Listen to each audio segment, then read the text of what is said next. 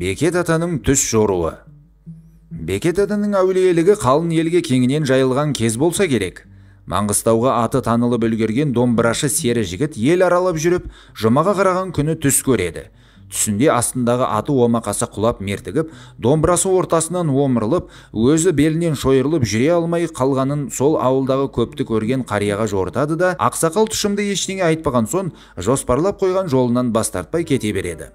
Жолда дәл түсіндегідей атының аяғы інге кіріп кетіп, омақасы құлайды. Өзі омыртқасын зақымдап жүруден қалады. Баласының азап шегіп жатқанын көрген әкесі арнайы ат артып әкеліп, Бекет атаға баласының жағдайын баян қылады. Бекет ата жігіттің жұмаға қараған күнге түс көргенін, сол түсті жортқаннан болғанын айтып, келе алмай үйінде қалған жігітке сыртынан бірнеше айға шарттап ем жасайды. Атаның емі қонып, домбырашы жігіт жазылып, бұрынғыша серлігін жалғастырған екен.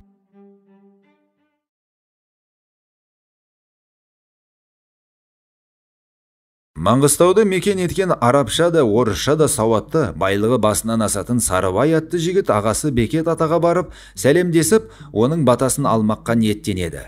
Бірақ пендешілікпен әне шығам, міне шығам деп жүріп, 2-3 жылды өткізіп алады. Сондай күндердің бірінде құдасының ауылында жатып, түсінде айдалада қонып отырған алып құсты көреді.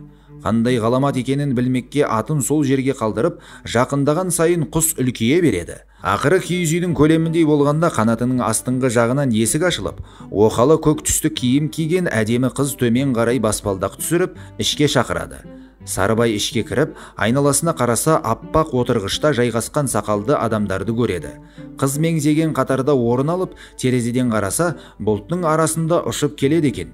Қанша мезгіл өткені белгісіз, Сарыбайды діттеген жеріне әкеліп түсірген алып құс қанатынан дауыл тұрғызып, қайтадан ұшып кетеді. Сарыбай түсін бір білгер кемпірге жортқан екен.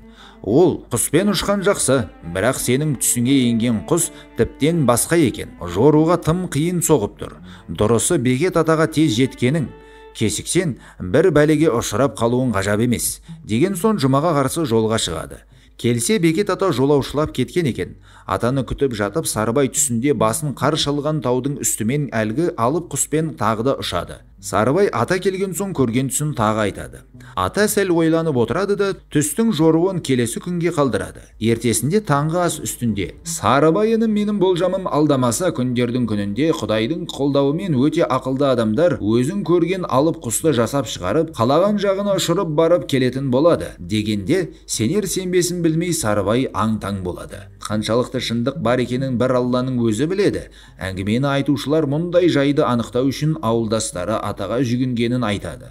Ата оларға жұма күнгі таңда көрген түстің көпшілігі дәл келетінін, сондықтан шама келгенше жорытпаған дұрыс екенін, жорытса түс жоруға қабілеті бар адамға ғана айтуға болатынын айтыпты. Осыны жадында сақтаған кейбіреулердің жұма күнгі көрген түстерінің жорытпайтыны, ешкімге айтпайтыны осы күнге дейін кездесіп қалады.